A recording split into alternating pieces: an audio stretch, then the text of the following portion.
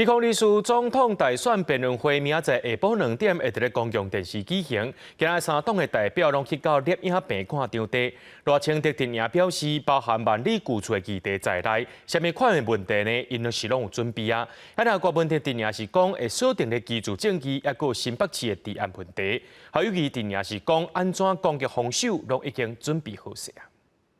国民党、民进党、民众党3党候选人推派代表压轴第一。2024总统大选辩论会30下晡2点登场，抽签确定发言顺序，意思是赖清德、侯友宜、郭文哲，并且有5名代表媒体来提问。对辩论会准备，赖班表示平常心来看待。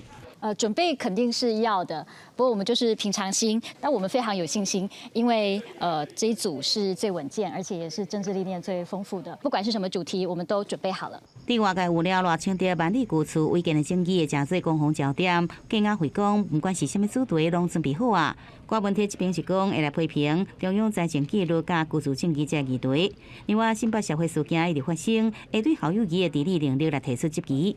民进党执政8年以来，居住正义是一个非常大的一个问题。各位也可以看到，很碰巧的，最近重大争议都出现在新北市。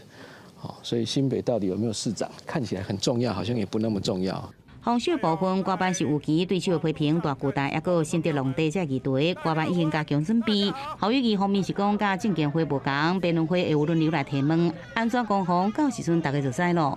其实侯友宜竞选办公室的辩论小组很早就已经成立了。那么当然，候选人本人也会做好万全的准备，各方面专家学者的意见我们都有参考。那明天一定是全力以赴。